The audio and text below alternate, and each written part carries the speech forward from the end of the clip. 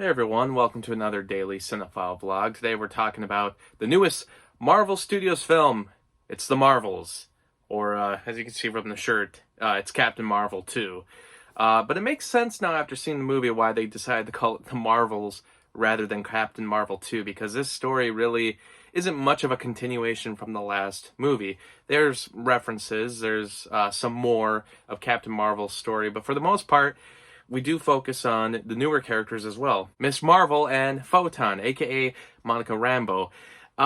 Both of which came from Disney Plus TV series and now are continuing their storylines in one of the bigger films, which they haven't really done that yet. Yeah, they kind of did it with Scarlet Witch in Multiverse of Madness, but most people knew who Scarlet Witch was already from the previous movies, and that storyline was already continuing from where Infinity War and Endgame had left off. So technically, I think you could get by without seeing this TV series with that movie.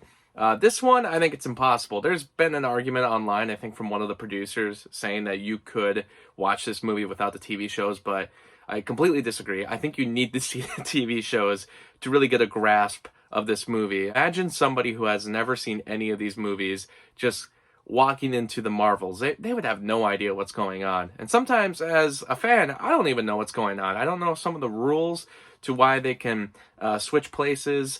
I don't know the rules of the villain and, the rules with the portals and the reason that the movie ends the way it does. They actually have a good explanation for why they switch places.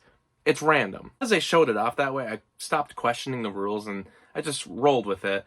And it leads to some great fighting sequences. As of recently, I don't think a lot of the Marvel movies have had the best choreography when it comes to the fighting, but this one had a lot more variety in the fighting styles and the way it was shot, and just because of the concept of them switching places, I thought it turned out some pretty good looking action scenes.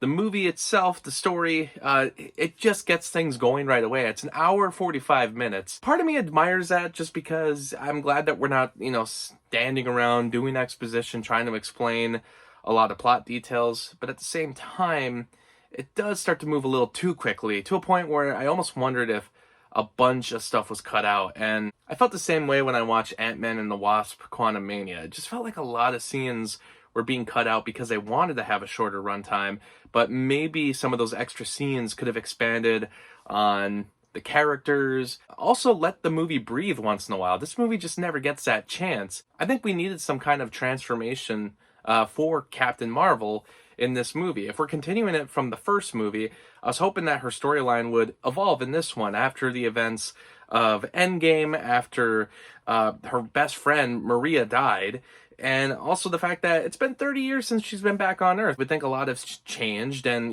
they show some of her past and things that have happened to her, but I feel like the movie doesn't really reckon with it. It does happen, but it feels like at that point it's an obligation in the screenplay to just get this beat in really fast, move it along, and not really deal with the consequences of what happened earlier in the movie. I mean, there's one point where they're trying to save as many people as they can, but they actually have to abandon some innocent citizens on a planet, and more than likely those citizens died. There's another scene later where something similar like that happens, and there's a quick moment where they kind of deal with it, but like I said, it goes by so fast that personally I just don't feel like this movie's really giving the characters a chance to breathe and to deal with their emotions and, the situation. Because mostly the movie is a comedy. Is it funny? Yes, it is a very funny movie. What helps is that Samuel L. Jackson is having a great time. He's just having fun with the role. A lot more fun than he was having in Secret Invasion, which was a more serious project. But I do have to question how this follows up Secret Invasion because, one, a lot of tonal inconsistency there if this movie takes place immediately after Secret Invasion. And number two, I have to wonder, what happened to his wife? His wife was beamed up to the spaceship, and she's nowhere to be seen in this movie. And at one point, they have to evacuate, and we still never see her. Granted, she's a Skrull. She could have turned into anybody, but I don't know. If you see the movie, let me know your thoughts on that, because I haven't seen anyone else question this. Maybe it's because most people have completely forgotten Secret Invasion already, but yeah, what happened to his wife? I don't understand.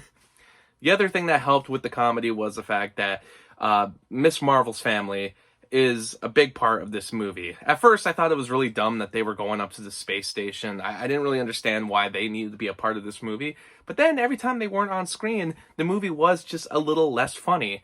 And I realized that's why they included them. They were so great in the television show. I mean, Miss Marvel is one of the best shows that the MCU has done so far. And it was a very unique show. It was much more comedic style-wise. It was very unique for the MCU, and some of that style is shown in the first few minutes of the movie, so that was great to see. And seeing their family, they're funny people. It's just a funny family that I was glad to get like a mini sequel to Miss Marvel within this movie. Iman Vellani is great in the role. I remember seeing the trailer and thinking most of it is just filled with her screaming, and I was a little worried that that was going to be her role in the film. But in the movie, she's actually really funny, and I mean, it makes sense because she was great in the television show, but some of her best comedic moments are a lot more subtle, where she's being a lot more quieter, and the way she awkwardly says some lines. I also think, I'm pretty sure, let me find the Blu-ray real quick.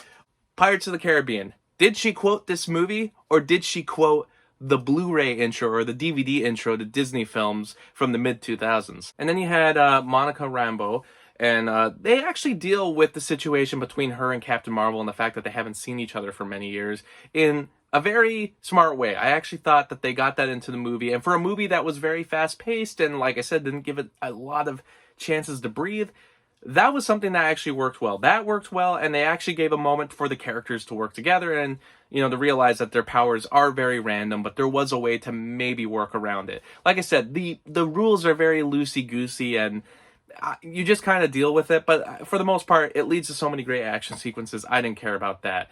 And there's also a very interesting scene where they go to a planet where everybody sings. For a moment, it feels like you're stepping into one of James Gunn's or Taika Waititi's Marvel movies.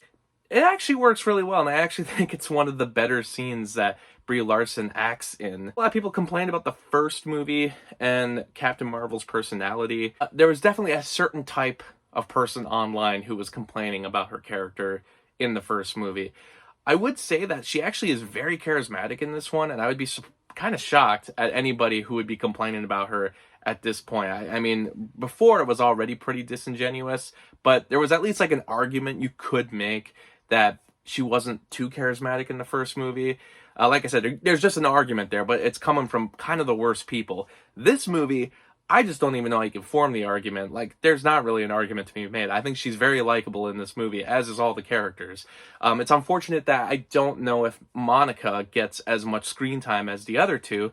And what makes it kind of worse is that by the end of the film, which sort of feels like it was rewritten, or they changed things last minute because it feels a bit rushed, there's a big moment for Monica in that scene, and I just don't think it works. There's a few things like that where there's meant to be this big moment where one of the characters is learning something about their powers, and it just falls flat because there's not a lot of development there. Yeah, the CG is a little rocky. It's not that great in some scenes. Sometimes it looks blurry. Sometimes it just doesn't look like enough time was given to it. Yeah, they look rushed as of recently, and that is entirely on the studios, asking for the product to be finished a lot faster than humanly possible. You also have a very subpar villain. I mean, even the way that she is introduced into the movie, usually there's like this really epic shot the first time you see the villain. And in this movie, she's just on the side of the frame in a very awkwardly framed shot in general. And I'm like, oh, there's our villain. I know that because I saw the trailer. I barely saw her in the trailer, but there's the villain. They underwrite the whole thing, and even like the solution, I'm not really sure how I feel about it, because I have to question the Kree, and like, wasn't the Kree the bad guys in the first movie? I'm not saying that you can't help the bad guys, but there wasn't much of a conversation. I think the reason people, have a bigger issue nowadays with the fact that every Marvel movie seems to have not so great CGI and a not so great villain is because we got used to Marvel fixing that for a while. A lot of Phase 3 started to actually do better villains and better effects, especially when Infinity War and Endgame came around. So I think people started to get used to the idea that Marvel finally fixed it, finally figured out the curse that riddled Phase 1 and Phase 2, And the fact that now we're reverting back to that is disappointing people. In comparison to other Marvel movies, I don't think that this one is, like, bad. I think it's just about as fine as a lot of the other mid-tier Marvel movies. It's still a funny movie, a lot of great one-liners. I think they evolved the characters enough from their initial movies and television shows to make the movie worthwhile. It's still funny, it's entertaining, and it has one of the best post-credit scenes in all these Marvel movies. Like, I was shocked. I had no idea that that was coming, or the way it was coming. Completely, it blew me away. I haven't done this in a while, but I was actually really going crazy in the theater. Anyway, thanks for watching.